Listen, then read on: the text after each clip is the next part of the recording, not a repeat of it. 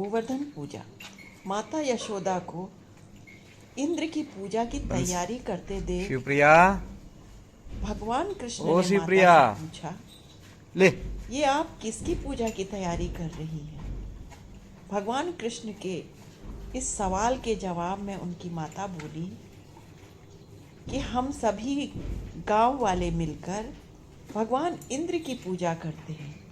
इंद्र की पूजा करने से बारिश होगी और बारिश होने से अच्छी फसलें होंगी, खूब घास की पैदावार होगी और हम सभी अपनी गायों के लिए घास इकट्ठी कर पाएंगे, गायों को चारा मिल जाएगा। प्रिया, माता की यह बात सुनकर शिवप्रिया, भगवान कृष्ण ने कहा, माँ, अगर ऐसी ही बात है तो इंद्र की जगह आप गोवर्धन पर्वत की पूजा क्यों नहीं करते? अपनी माँ का दूध पी रही है। गायों को घास तो गोवर्धन पर्वत से मिलती है। कृष्ण जी की इस बात को सुनकर माता यशोदा और ब्रजवासियों ने इंद्रदेव की के स्थान पर गोवर्धन की पूजा प्रारंभ कर दी। ब्रजवासियों को गोवर्धन पर्वत की पूजा करते हुए देखकर देवराज इंद्र रुष्ट हो गए और उन्होंने क्रोध में अत्यधिक वर्षा करना प्रारंभ कर दिया। अत्यधिक वर्षा होने के कारण सभी ग्रामवासियों को कष्ट होने लगा। कार्तिक का महीना और मूसलाधार वर्षा, बारिश के कारण घरों में पानी भरने लगा। गांव वालों की इस वर्षा से रक्षा करने के लिए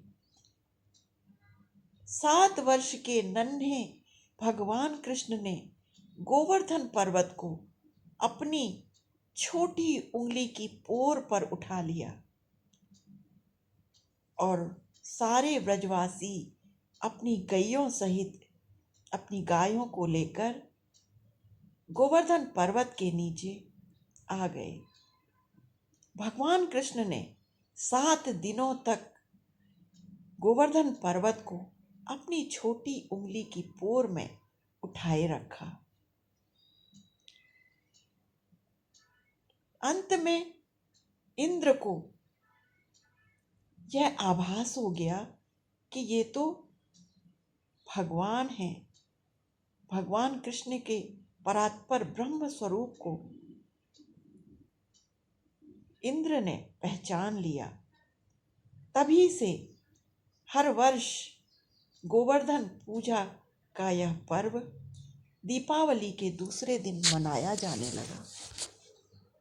दीपावली के दिन ही भगवान श्री कृष्ण ने गोवर्धन पूजा के लिए तप किया था। तभी से अन्नकूट बनाकर निर्धनों के बीच अन्न का वितरण करना, गायों का पूजन करना और गोवर्धन पर्वत की आराधना का पर्व मनाया जाने लगा। इस पर्व को अन्नकूट पर्व भी कहा जाता है। गोवर्धन अर्थात गायों का संवर्धन, गायों का पालन, गायों का पूजन और गोवर्धन पर्वत की पूजा भी इस दिन की जाती है। गोवर्धन पूजा का पर्व हमें यह संदेश देता है कि हमारा जीवन प्रकृति के ऊपर ही निर्भर है। प्रकृति, पर्वत, नदियाँ, अन्न धन,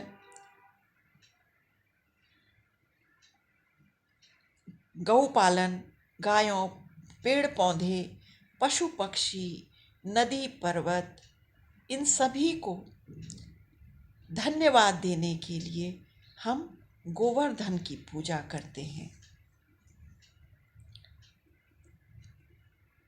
भारत में जलवायु संतुलन के कारण के लिए भी हमें पर्वत और नदियों का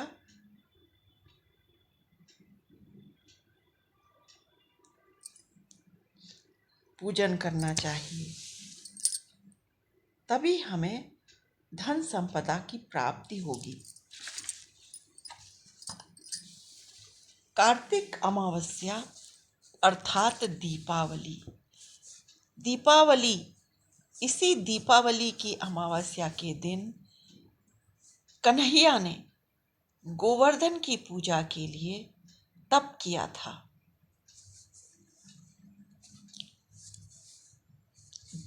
अमावस्या की तिथि अर्थात दीपावली के दिन प्रातःकाल समुद्र मंथन से आदि गौ सुरभि माता प्रकट हुई थी और प्रदोष काल अर्थात सायंकाल भगवती महालक्ष्मी का प्राकट्य हुआ था। तभी से हमारे देश में प्रातःकाल गौ माता का पूजन किया जाता था। दीपावली के दिन प्रातःकाल गौ माता का पूजन किया जाता था और सायंकाल अर्थात प्रदोष काल में माता लक्ष्मी का पूजन किया जाता था। किंतु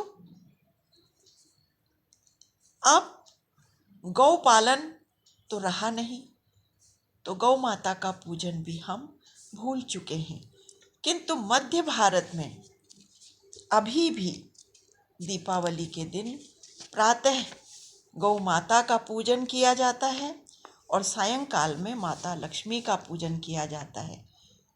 प्रातःकाल गौ माता को स्नान करवाकर स्वच्छ वस्त्र से गौ माता के शरीर को पोंछकर गौ माता को सुंदर वस्त्र पहनाकर गौ माता के मस्तक में रोली चंदन कुमकुम का तिलक अक्षत लगाकर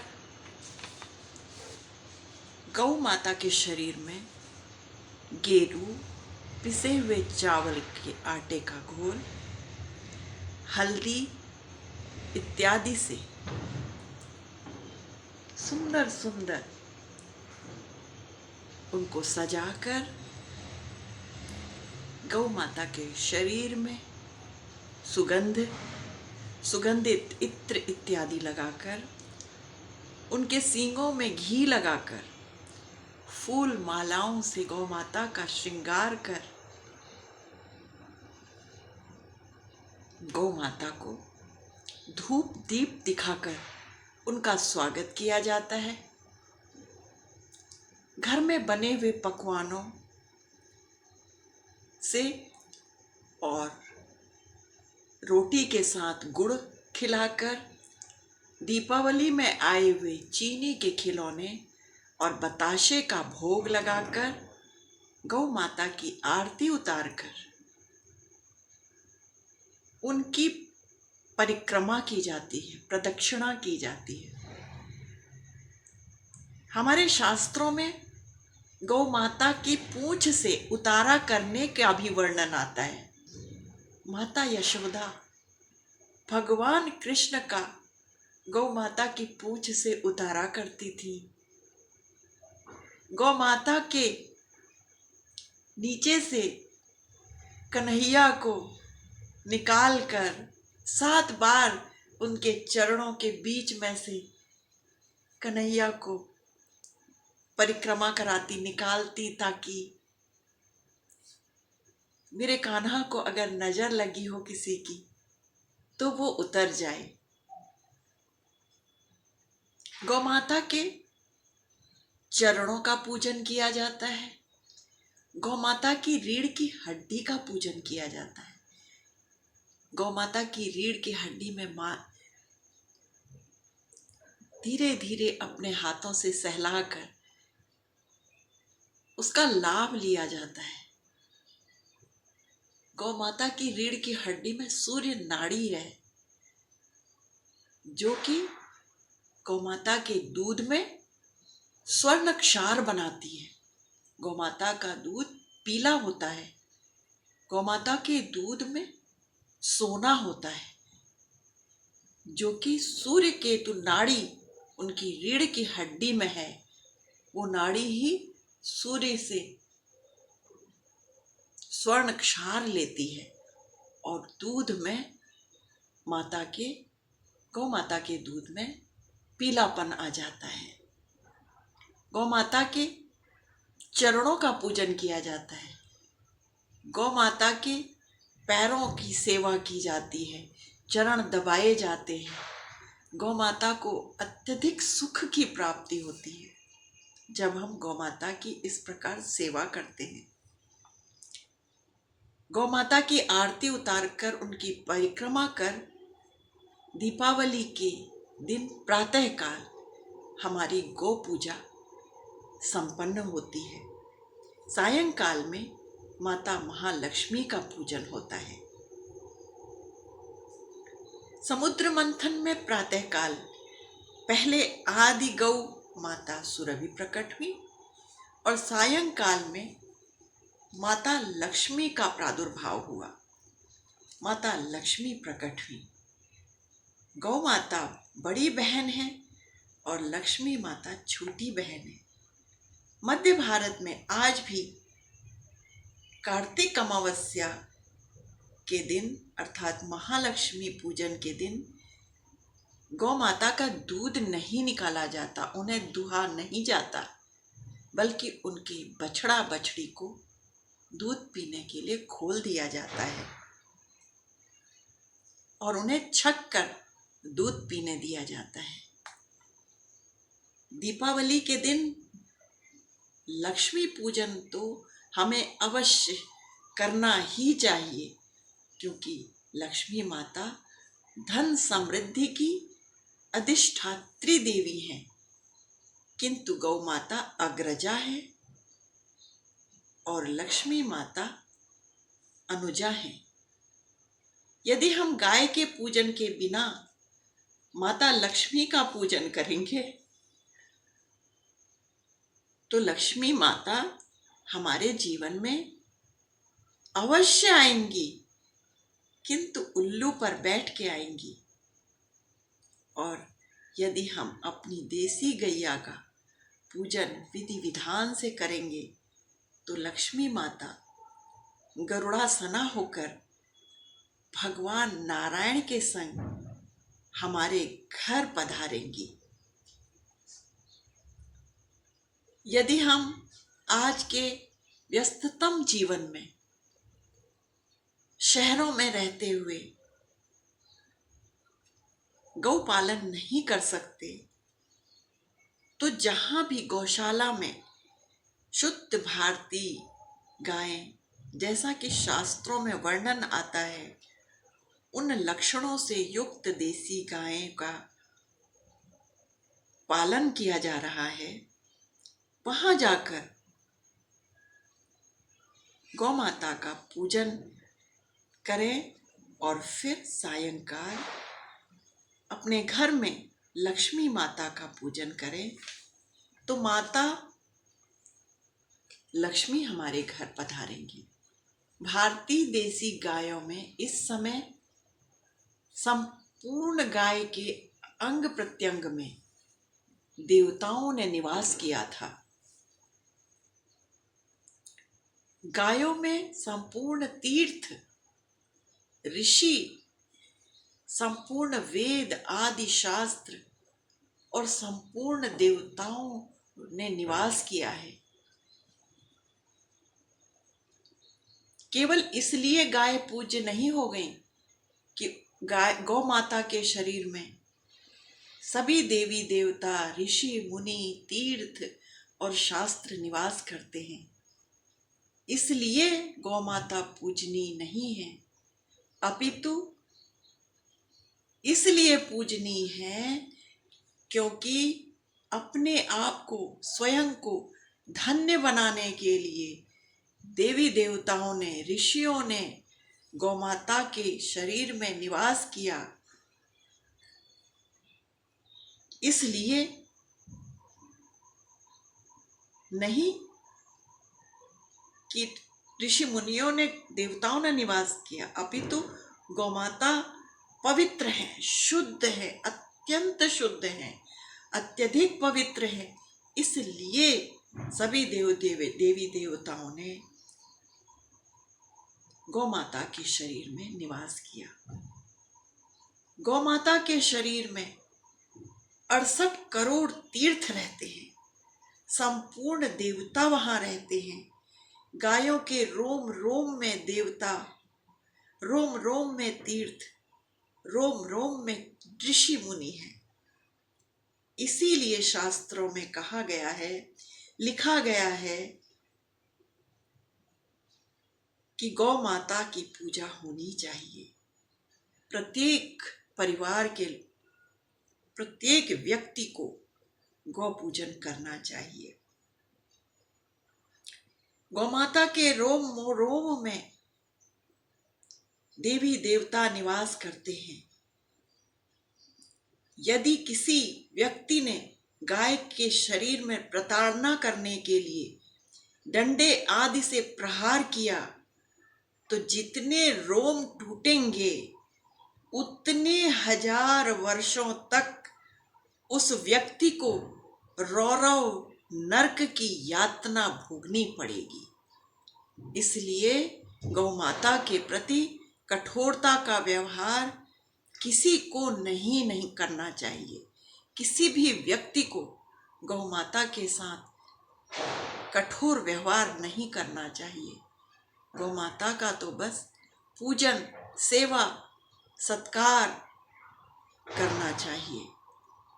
गाय को प्रेम से पालना चाहिए, लोभ से नहीं। लोभ से नहीं पालना चाहिए कि वह हमें दूध देगी। यदि हम गौमाता को पालेंगे तो वो दूध तो देगी ही, अवश्य देगी, किंतु कभी न भी दे तो भी गौमाता के प्रति हमें कठोरता का व्यवहार नहीं करना चाहिए, क्योंकि भारतीय संस्कृति का मूल अर्थात हमारी संस्कृति की जड़ गाय माता ही है। गाय के बिना हमारी भारतीय संस्कृति सुरक्षित नहीं है। गावो ही मातरः, गाय ही विश्व की माता है। हमारे गोवर्धन गिरधारी गोपाल श्री कृष्ण भगवान की प्यारी गौ माता, दुलारी गौ माता, जिनका कि भगवान श्री कृष्ण सदैव पूजन किया करते थे, वंदन किया करते थे और उनकी रक्षा के लिए ही प्रतिपल समर्पित रहते थे। इसीलिए हमें भी गौ माता की सेवा करनी चाहिए। गौ माता के संवर्धन के लिए, उनकी रक्षा के लिए हमें जितना भी हो सके स्वयं भी कार्य करना चाहिए और संकल्प लेना चाहिए कि हम सभी को प्रेरित कर सकें कि गौ पालन करें। हर प्रत्येक घर में गौपालन होना चाहिए। जब हम संकल्पित होंगे तभी हमारे जीवन में सुख और शांति की प्राप्ति हो सकेगी। गौ माता हमारी मूल है, हमारी संस्कृति की मूल है हमारी गौ माता।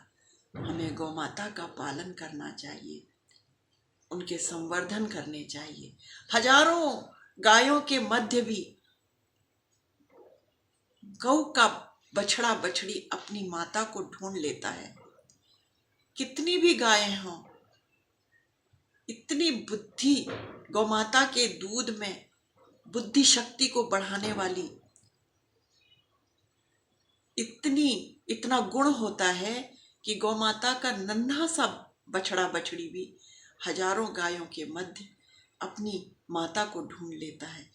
तो गाय सदा वंदनीय है, सदा पूजनीय है। हमें गौ माता की पूजा, सेवा करनी चाहिए और गौ माता का पालन भी करना चाहिए।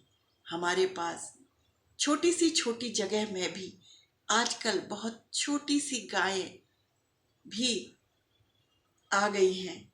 हमें उन गायों को पालना चाहिए। छोटी सी जगह में 2.5 किलो मात्र चारा खाकर और 2.5 किलो दूध ये नन्ही नन्ही गायें देती हैं। पुंगनुरु गाय का छोटा स्वरूप वैज्ञानिकों ने बना लिया है। इस गाय को हमें पालना चाहिए। हमारे देश के प्रधानमंत्री माननीय नरेंद्र दामोदर दास मोदी जी भी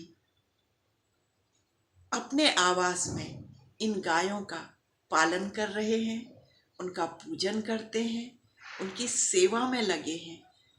तो हमें भी गौ पालन करना चाहिए। 2.5 किलो मात्र चारे से और 2.5 किलो प्रतिदिन दूध ये छोटी पुंगनुरु गाय दे रही है। हमें इस गाय का पालन करना चाहिए। गौवंश हमारे जीवन के लिए अत्यधिक लाभदायी है। हम गायों का पालन करेंगे तो हमारा जीवन सुखी रहेगा। हम गायों का पूजन करेंगे तो माता लक्ष्मी की कृपा हम पर बरसेगी। माता लक्ष्मी प्रसन्न होंगी क्योंकि गौ माता उनकी बड़ी बहन है।